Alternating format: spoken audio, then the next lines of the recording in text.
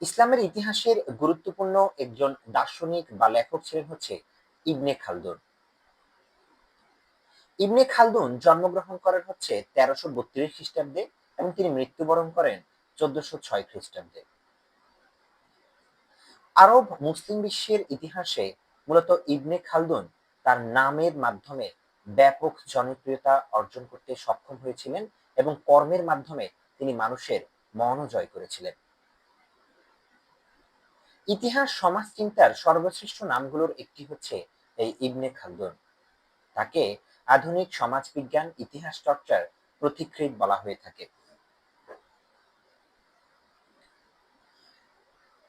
ইবনে খালদুন জন্মগ্রহণ করেন হচ্ছে মূলত উত্তর আফ্রিকার তিউনিসে। কায়রোর শিক্ষকতা, বিচারপতি, মিশরীয় মামলুক রাজদরবারেও তিনি অনেক দীর্ঘ সময় দায়িত্ব পালন করেছিলেন। ইবনে খালদুন 1377 সালে আলজেরিয়ার কালাত বানি সালমা দুর্গে নির্বাসন সদৃশ অবস্থায় বসে লেখেন বিখ্যাত তার সেই গ্রন্থটি, যেটাতে লেখা ছিল আল মুকাদ্দিমা, তার বৃহৎ ইতিহাস গ্রন্থ। কিভাবে আল ইরাব এর প্রস্তাবনা, কিতাব আল ইরাবের প্রস্তাবনা তিনি লিখেছিলেন। 1401 সালে দামেস্ক অবরোধের সময় তিমুরের সাথে সরাসরি সাক্ষাৎ এবং পরে কায়রোয় গিয়ে তিনি ইন্তেকাল করেছিলেন। ইবনে খালদুনের ভাবনা এবং তত্ত্বগুলো ছিল অত্যন্ত গভীর ও চিন্তাশীল।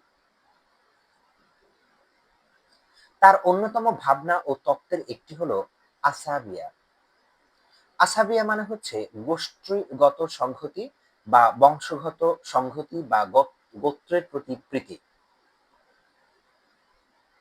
রাষ্ট্র ও সমাজ উত্থানের চালিকা শক্তি মরু গ্রামীণ যাযাবরদের দৃঢ়তা আসাবিয়া শহরে আরামে এসে দুর্বল হয়, ফলে ক্ষমতার চক্রাকৃতির পতন ঘটতে থাকে। এটি তিনি বোঝাতে চেয়েছেন তার মূল ভাবনা এবং আসাবিয়া তত্ত্বের মাধ্যমে।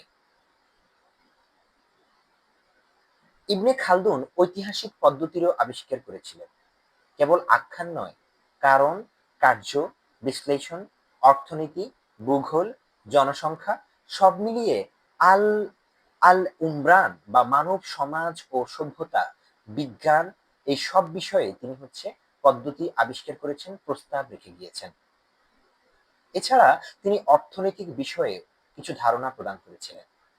শ্রমের মূল্য, বাজারের ভূমিকা, করের মাত্রা এবং উৎপাদনশীলতার যে সম্পর্ক রয়েছে আধুনিক যুগে এসে আমরা করছি, এই সবকিছুই কিন্তু ইবনে খালদুনের প্রধান কিছু তত্ত্ব। শেষে অতিরিক্ত কর রাজস্বই কমিয়ে দেয়। আধুনিক অর্থনীতির কর ইলাস্টিসিটির সঙ্গে সামঞ্জস্যপূর্ণ এই তত্ত্বটি তিনি দিয়েছিলেন। শিক্ষা, সমাজ কিংবা সমাজ জাতিরাষ্ট্র পুনর্নির্মাণে ইবনে খালদুনের অবদান রয়েছে অনেক।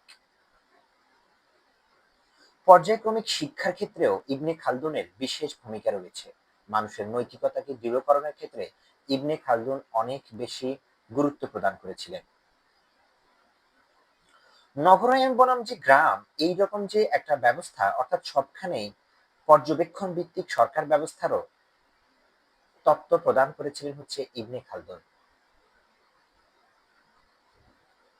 ইবনে খালদুন ইতিহাসকে বিজ্ঞানসম্মত ব্যাখ্যার পথে দাঁড় করান। মূলত প্রভাব ও মূল্যায়নের ক্ষেত্রে তার বিশেষ ভূমিকা ছিল। অর্থাৎ তিনি বুঝাতে চেয়েছেন যে ইতিহাসকে বিজ্ঞানসম্মত ব্যাখ্যার পথে দাঁড় করাতে গিয়ে তিনি হচ্ছে বাস্তবতা এবং অবাস্তব কৃত্রিমতা কিংবা ধর্মের সাথে তিনি ব্যাখ্যা প্রদান করেছিলেন। সমকাল ও উত্তরকালে ইউরোপীয় আলোকায়নের ক্ষেত্রে কিংবা চিন্তাতেও তার প্রভাব অনস্বীকার্য। ইবনে খালদুন কেবল ঐতিহাসিক নন, তিনি সমাজবিজ্ঞান, রাষ্ট্রবিজ্ঞান, অর্থনীতি, আন্তঃসমন্বিত